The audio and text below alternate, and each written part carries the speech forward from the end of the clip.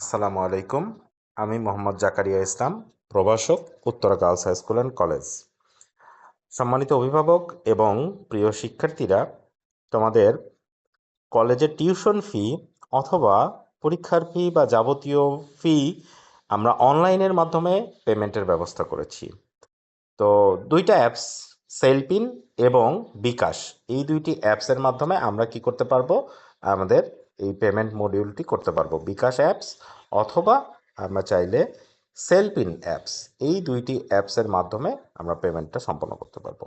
আমি প্রথমে বিকাশ অ্যাপসের মাধ্যমে কিভাবে পেমেন্ট করা যায় সেটা দেখব। বিকাশ অ্যাপসে আমরা জাস্ট লগ ইন করবো। আমাদের সবারই বিকাশ অ্যাপস আছে, না থাকলে আমরা ওপেন করে নিব। তো বিকাশে পিন নাম্বারটা দিয়ে আমরা লগ ইন করবো। বিকাশের পিন নাম্বারটি দিয়ে লগ ইন করার পরে আমরা এখান থেকে এই যে এডুকেশন ফি, এখানে ক্লিক করব।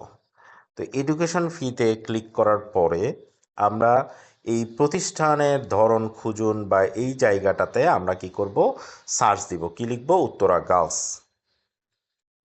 উত্তরা উত্তরা গার্লস লিখলেই চলে আসবে।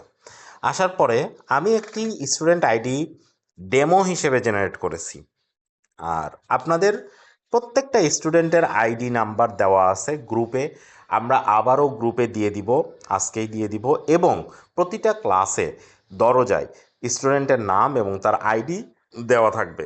এই আইডি নাম্বারটা এখানে দিতে হবে। যেমন আমি একটি আইডি জেনারেট করেছি 250592।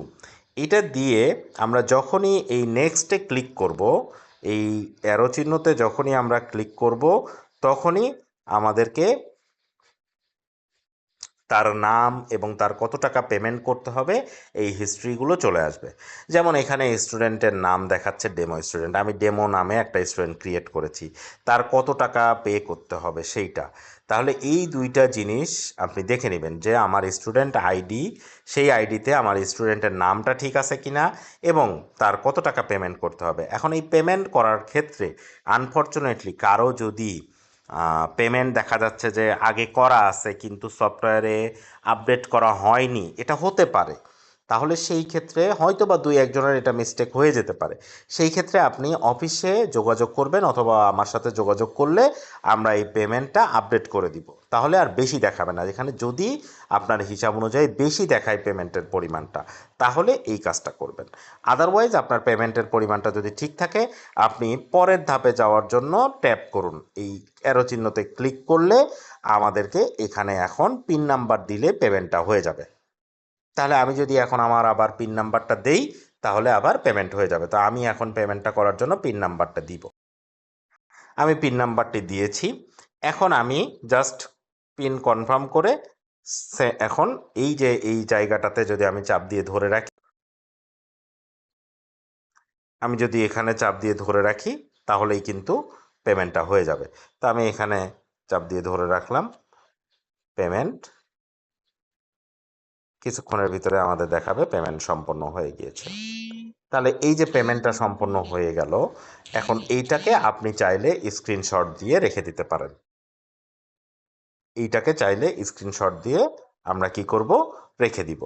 ঠিক আছে? তো এই ছিল আমাদের বিকাশ অ্যাপসের পেমেন্ট প্রসিডিউর। আপনি পেমেন্ট করলে অটোমেটিক আমাদের এখানে চলে আসবে। তো যেমন আমি স্টুডেন্টের 5 টাকা ডিউ জেনারেট করেছিলাম। তো 5 টাকা ডিউ জেনারেট করার কারণে সে 5 টাকা কিন্তু আমরা পে করে দিয়েছি। এখন 5 টাকা পে করার পরে এখন আমরা একটু খেয়াল করে দেখি যে তার আর কোনো, আমরা যদি এই আইডিটা দিয়ে এখন এটা যদি আরেকটা বিষয় যেটা, যে আমরা যদি এখানে সেভ করে রাখি,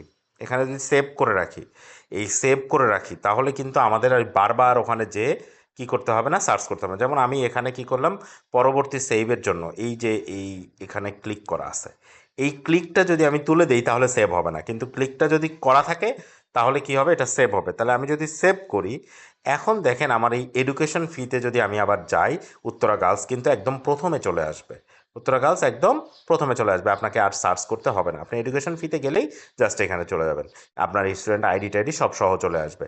এখন আমি যদি এখানে যাই, যাওয়ার পরে স্টুডেন্ট আইডি পে করতে এগিয়ে যান, কিন্তু আমাকে এখানে বিলারের তথ্য ভুল দেখাবে। কেন? কারণ আমার কিন্তু এই যে এখানে দেখেন, এখানে কিন্তু আমার পেমেন্ট কি আছে, একদম জিরো আছে, আমার আর কোনো বিল নাই। ঠিক আছে, তো আমরা এইভাবে চেক করে নিতে পারবো।